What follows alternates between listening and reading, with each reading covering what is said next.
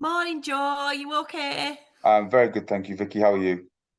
Oh, I'm actually quite good this week, amazingly. This is good. What's been new? What's been going on with you then? Well, as you know, this week I did my usual my eating is crap, and I said to you that I felt like Bruce Bogtrotter because I'd eaten a big slice of cake, and I was like, oh, it's the worst day of my eating when I've been with Sustain and all this, that, and the other. And then you said, well, actually, is that true, Vicky? And no, it wasn't true. It wasn't, the worst day of whatever.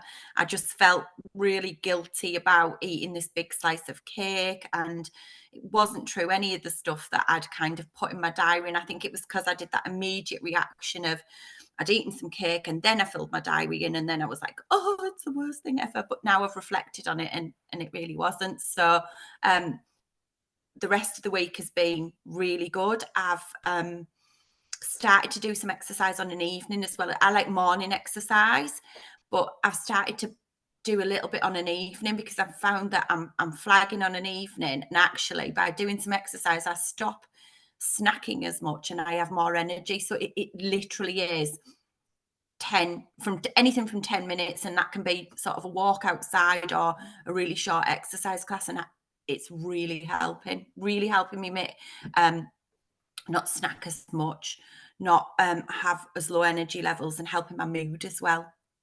Because we mentioned, I think it was on last week or the week before, that you started to log your kind of anxiety slash happiness levels, and I'd Yeah, commented that that's gone up recently. Is that yeah, why?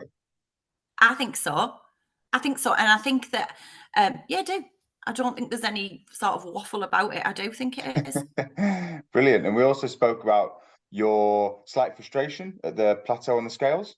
Yeah, yeah. So I've been the same way for several weeks now, and I do feel a little bit frustrated. But what you've sort of suggested, and you are completely correct, is that I need more structured exercise. Um, and so I am going to, because I do like online exercise, which I'm going to continue, but add to that some more strength training, which you're going to support me with, and I'm going to buy some new heavier weights. Yeah, so you for clarity, Vicky, it'd be very easy for Vicky to say, "Oh, I do strength training already," and she sent me the a couple of videos that I asked her to, and she's throwing these weights around. And so my suggestion was that in order for her to progress, then we need to progress the exercise. You said there's been, or you're doing your measurements this weekend, and you feel like there's Yeah, been changes there. yeah, I definitely do. So I put a jacket on the other day that I haven't worn for ages, and I was like, oh, I can zip it up, and there's plenty of room in it. And so, whereas I might not have lost weight on the scales, I think I have probably lost sort of inches or measurements.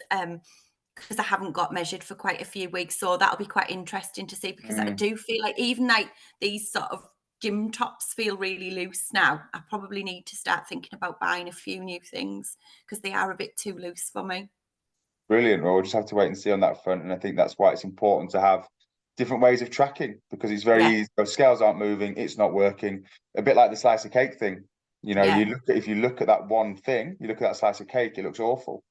But yeah, actually, it's in the case of a really good day. And if you're noticing changes in other areas, and that can be backed up with proof as well, then yeah, you're onto a winner.